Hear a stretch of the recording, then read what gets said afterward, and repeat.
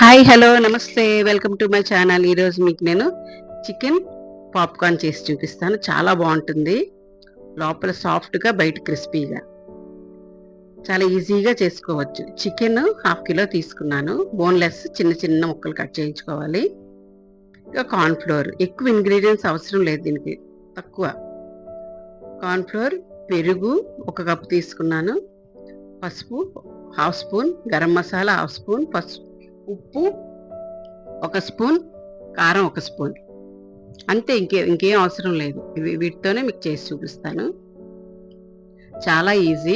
మీరు ఈవినింగ్ చేయాలనుకున్నారనుకోండి, పిల్లలు స్కూల్ నుంచి వచ్చినా, లేకపోతే ఎవరైనా గెస్ట్ వచ్చినా చేయాలనుకున్నారనుకోండి, వస్తున్నారని మనకు ముందే తెలుసు అనుకోండి, ఇలా ముందు మనం మ్యారినేట్ చేసి ఫ్రిడ్జ్లో పెట్టుకొని వాళ్ళు వచ్చినప్పుడు వేయించుకోవచ్చు. 1 డే నుంచినా పర్వాలేదు, మార్నింగ్ కలిపి ఈవినింగ్ చేసినా పర్వాలేదు. ఇప్పుడు పెరుగు తీసుకొని, పెరుగు, కారం ఇందులో కొంచెం, కార్న్ ఫ్లోర్ 1 కప్ తీసుకున్నాను కదా, అందులో కొంచెం, అలాగే గరం మసాలా, ఉప్పు, పసుపు అన్నీ ఇందులో కొంచెం కొంచెం అలా షేర్ చేసుకోవాలన్నమాట. చాలా బాగుంటుంది. మీరు ట్రై చేయండి, ఇది తప్పకుండా ట్రై చేయండి. చాలా టేస్ట్గా వస్తుంది. ఈజీగా చేసుకోవచ్చు.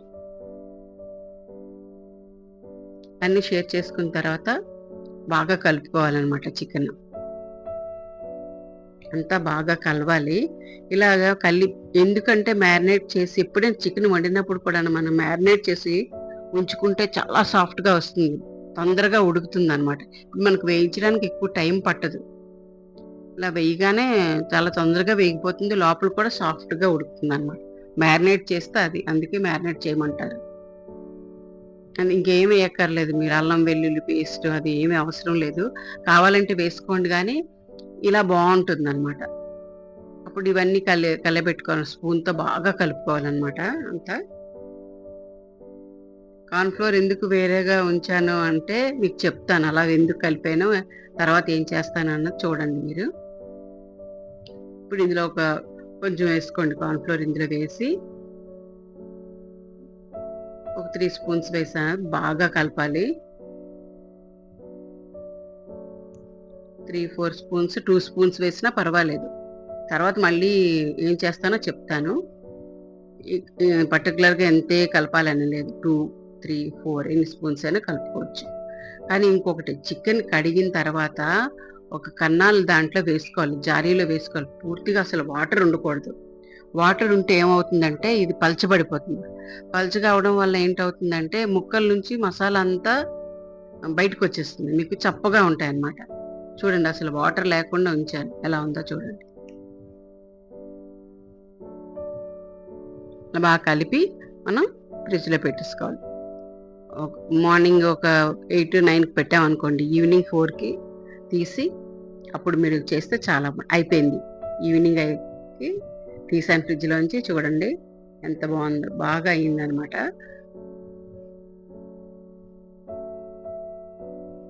మళ్ళీ ఒకసారి బాగా కలుపుకోవాలి. సాఫ్ట్గా అయిపోతుంది చికెన్, మీకు చేతికి తెలుస్తుంది ఫ్రిడ్జ్లో తీసిన వెంటనే అనమాట.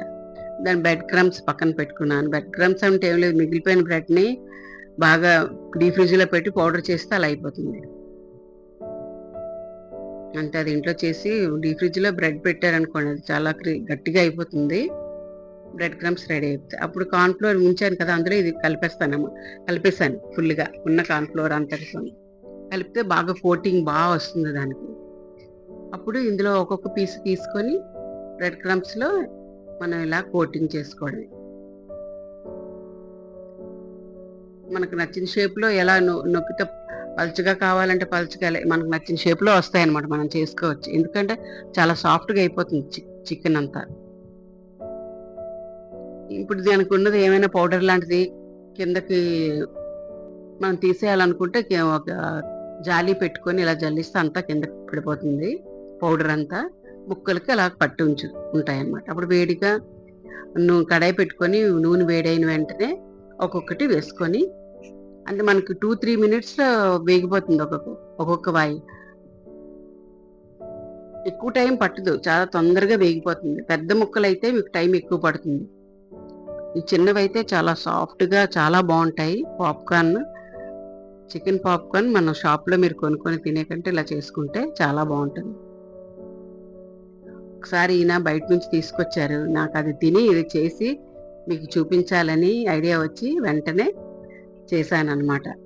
నాకు అదంత నచ్చలేదు. బయటంతా కోటింగ్ సగం హాఫ్ కోటింగే బయట ఉందన్నమాట. ముక్కలంతా విడివిడిగా అదొకలా ఉంది.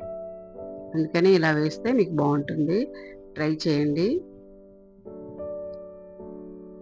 చాలా తొందరగా అయిపోతుంది. దీన్ని మీరు సాస్తోని మయోనైజ్‌తోని 2 డిప్ చేసుకొని తింటే ఇంకా చాలా బాగుంటుంది.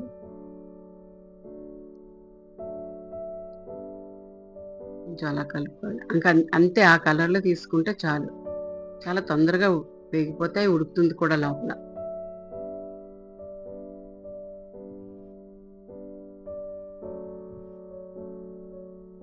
చూడండి ఎంత బాగుంటుందంటే మీరు రెండిట్లోని పెట్టి చూడండి. మయోనైజ్‌లో ఒక పీసు అలా తినండి. చాలా టేస్ట్‌గా ఉంటుంది. వచ్చిన గెస్ట్‌లు ఎవరికైనా పెట్టండి. లేకపోతే పిల్లలకి పెట్టండి. మీరైనా చేసుకొని తినండి. చాలా బాగుంటుంది. ట్రై చేయండి. ఎంత బాగుందో తెలుసా తింటున్నాను. నాకైతే మయోనైజ్‌తోనే బాగా నచ్చింది సాస్ కంటే. మీకు ఎలా నచ్చి 2 బాగుంటాయి. ఎక్కువ నాకు దాంతో నచ్చింది మయోనైజ్‌తో. ఇది హాట్ అండ్ స్వీట్ సాస్ అన్నమాట. ఎంత బాగుందో, చాలా బాగుంది. ట్రై చేయండి. Thank you for watching. Please like, share and subscribe. Bye.